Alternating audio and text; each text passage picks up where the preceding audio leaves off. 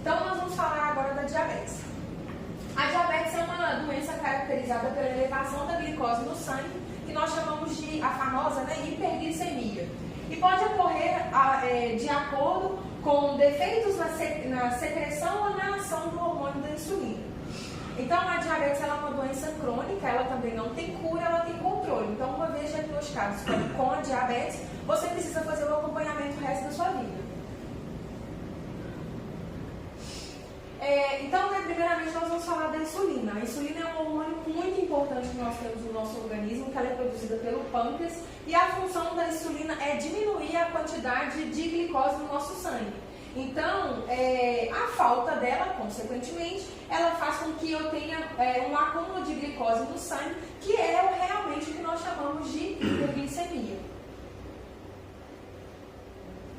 Então, a diabetes ela tem duas classificações. A diabetes do tipo 1 e diabetes do tipo 2. Para não ficar falando o tempo inteiro, eu trouxe uma imagem que vai conseguir mostrar geralmente o que acontece. Então, nessa imagem, aqui está representada a célula. Na ponta de cada célula, nós temos os receptores, que vão fazer com que a insulina, tá vendo?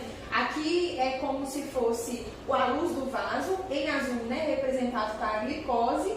E aí nós temos esses receptores que vão fazer com que a glicose e a insulina penetrem dentro das células. Na diabetes tipo 1, a gente tem um problema e aí a nossa glicose ela não consegue entrar dentro das células. Então, há uma destruição desses receptores, né, de insulina. Então, a glicose ela fica, né, circulando no sangue justamente porque ela não consegue entrar dentro dessas células. Então, o receptor de insulina está ali, tudo direitinho, a célula está ali bonitinha, mas essa glicose ela não consegue entrar dentro das células.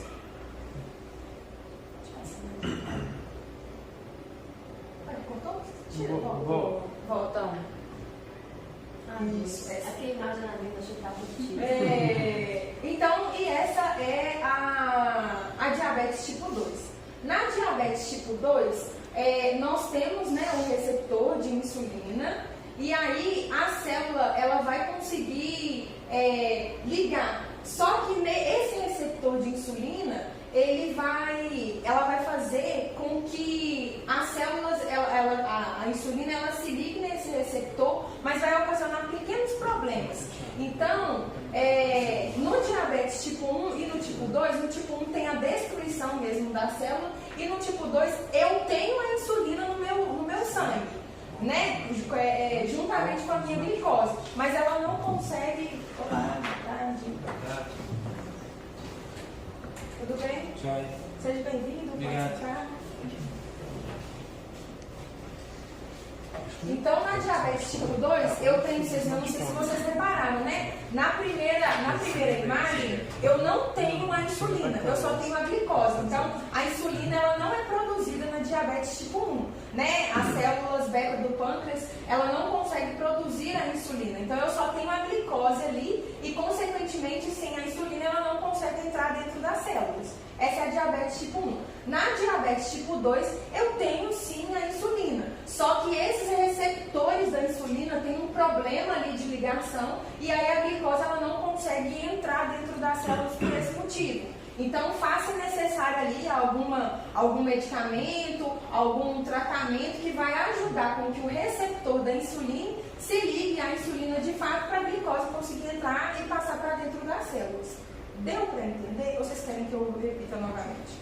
Qual que é a mais comum? Qual que é a diabetes mais comum? A mais comum é a diabetes do tipo 2. Se é a mais agressiva ao organismo ou não? Todas as duas, elas têm os seus maus e os seus contras. Diabetes nunca é bom. A diabetes tipo 1, a gente classifica ela como a mais perigosa porque a pessoa precisa da insulina. Então, na diabetes tipo 1, a pessoa, né, que é acometida, ela precisa tomar injeções de insulina regularmente. Porque na hora que ela faz a alimentação, o corpo dela não produz insulina. Então, como não produz nada, ela precisa desse hormônio. Então, é quando ela faz, né, a aplicação.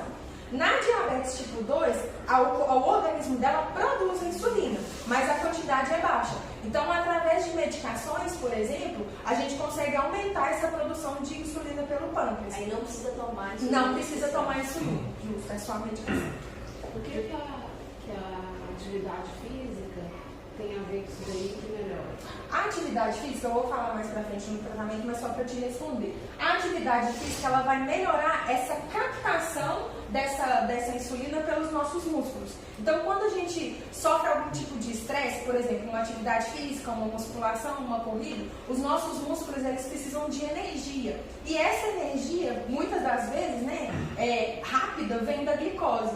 Então, é como se o seu músculo estivesse falando para o seu corpo assim, olha, eu estou sofrendo, eu preciso trabalhar de uma forma mais rápida. E aí ela consegue captar essa glicose e fazer com que o nível da sua glicose no seu sangue ele abaixe. Provoca a diabetes, sim. Porque tem gente que pode comer açúcar à vontade e não tem nada, né? Sim. E tem pessoas que já não comem e tem seu Passa organismo. mais um para mim que eu vou estar no próximo slide. Beleza, vamos então responder a sua pergunta. A diabetes tipo 1, que é quando o seu corpo não produz insulina de jeito nenhum, é uma doença que a gente chama de autoimune. Então, as causas dela ainda são desconhecidas, mas geralmente ela é hereditária. Por isso que muitas vezes, quando você vê crianças com diabetes, geralmente são do tipo 1. Já a diabetes do tipo 2 tem alguns fatores de risco. Então, o que pode levar você a ter diabetes? Não quer dizer que uma pessoa que tenha todas essas questões que eu vou falar vá ter. Mas você tem maiores chances de ter diabetes se você for uma pessoa que tem obesidade, que é sedentária, então não pratica nenhum tipo de atividade física, o histórico familiar. Então, se você tem pai, mãe, irmãos que tenham diabetes, você tem um fator de risco para diabetes, então você pode sim desenvolver diabetes. O uso de medicamentos, por exemplo, tem pessoas que utilizam muitos anti-inflamatórios para dores e algumas outras coisas. Então, tem alguns medicamentos, como os anti-inflamatórios, que eles aumentam a quantidade de glicose no sangue. Então, se você utiliza muito esse tipo de medicação, também é um fator de risco para que você desenvolva diabetes. E também, mulheres que já tiveram diabetes gestacional. Eu não coloquei a diabetes gestacional aqui, mas só para falar rapidamente, geralmente a mulher ela desenvolve essa condição na gravidez, por questões de alteração hormonais mesmo. Então, é o que eu falei para o senhor. Não quer dizer, por que às vezes uma pessoa ela come doce compulsivamente e ela não desenvolve diabetes e outras que às vezes não comem desenvolvem. Ou às vezes, eu expliquei, por um fator genético, ou tem a ver de cada organismo mesmo, Tem pessoas, por exemplo, a gente sempre tem um amigo que come igual, como se tivesse o mundo acabando, E aí você vê aquela pessoa magrinha, você fala, gente, o fulano come tanto e ele é magrinho, e se eu comer o tanto que ele come, eu vou virar uma bola. Por quê? Porque ele tem questões relacionadas ao organismo dele, como, por exemplo, o metabolismo dele é bem mais acelerado do que o seu metabolismo. Então, vai de cada organismo. E quais são os sintomas da diabetes? E esse é o grande problema. Muitas vezes as pessoas elas não conseguem perceber os sintomas de diabetes, porque são sintomas, por exemplo, sede excessiva. E muitas vezes essa sede ela vem à noite, mas muitas vezes as pessoas elas acessam essa sede ao calor ou alguma outra coisa e não procuram ajuda. Eliminação de um grande volume de urina, então você vai ao banheiro muitas vezes ao dia, justamente por conta dessa eliminação também, dessa sede excessiva. Aumento do apetite, perda do peso, então não é normal, Você come mais e em contrapartida você perde peso.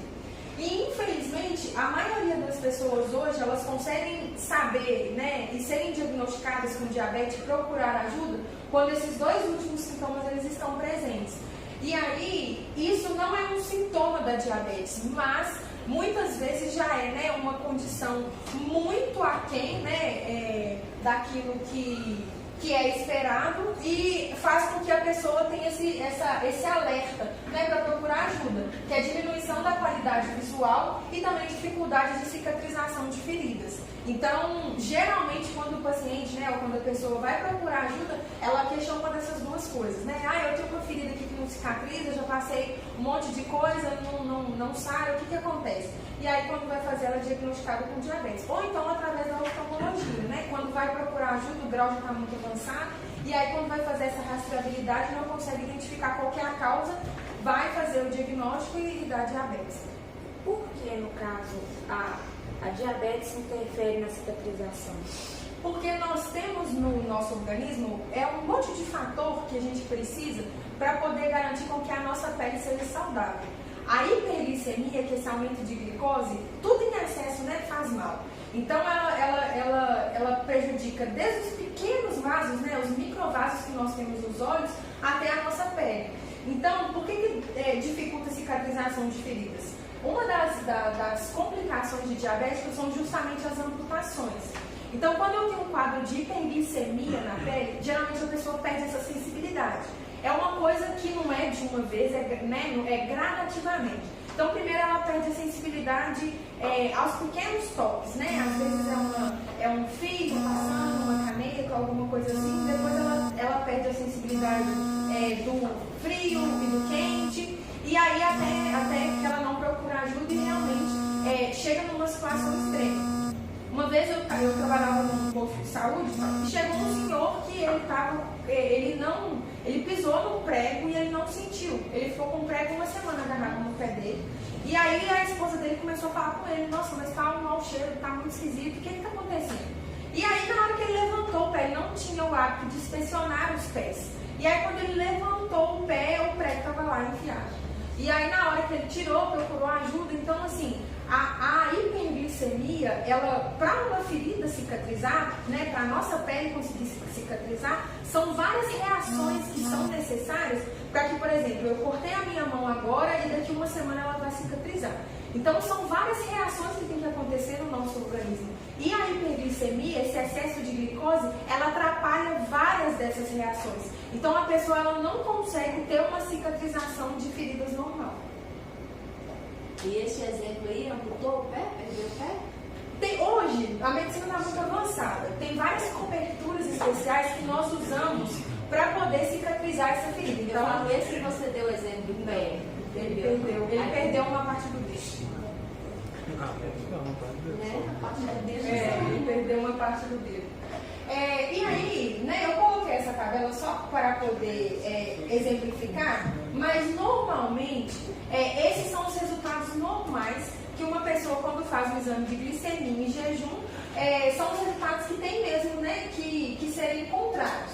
Então, né, quando você faz uma glicemia em jejum, se o seu resultado for menos de 110, é um resultado aceitável. Mesmo assim, quando está acima de 100, é importante que você vigie, né, que você verifique e mude um pouco os seus hábitos.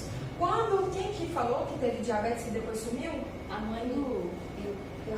Você, né? Isso. O que acontece? E aí tem uma classificação que chama pré-diabetes.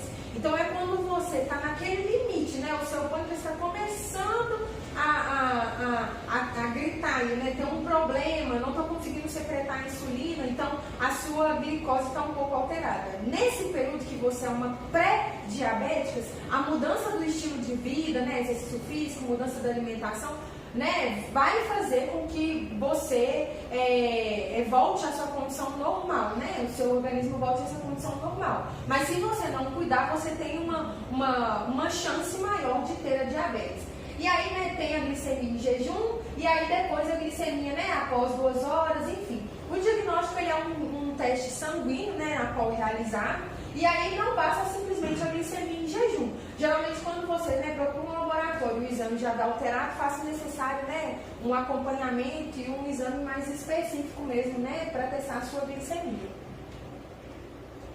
O tratamento, né, é o tratamento nutricional, então mudança, né, de hábitos alimentares, exercício físico, a monitorização da glicose, né, constante. Para quem é diabetes tipo 1, né, a insulina, como eu expliquei, e para quem é diabetes tipo 2, tem algum medicamento, né, que pode ser utilizado para poder auxiliar nesse processo. Existe a possibilidade da pessoa ser diabética com o uso de insulina e depois passar só por medicamento ou não? Uma vez insulina para sempre? Geralmente sim. quando a pessoa ela usa insulina, ela precisa acompanhar e usar a insulina a vida inteira. Mas não é uma via de regra. Dependendo do controle que ela faça, ela consegue aplicar essa insulina menos vezes ao dia. O que eu vejo hoje, por exemplo, na área hospitalar, é que a gente consegue reduzir cada vez mais essa quantidade. Mas isso se ela fazer, agregado a exercício físico e também uma alimentação. Então, as complicações da diabetes: doença renal, os problemas de pele, por conta da questão da cicatrização, úlceras, problemas nos olhos como os cataratas e glaucomas e também amputações. Aí, nós temos um site, para quem tem parentes ou quer saber maiores informações, da Sociedade Brasileira de Diabetes. Lá tem todas as informações, perguntas, tudo direitinho, materiais muito bacanas, se vocês quiserem acessar.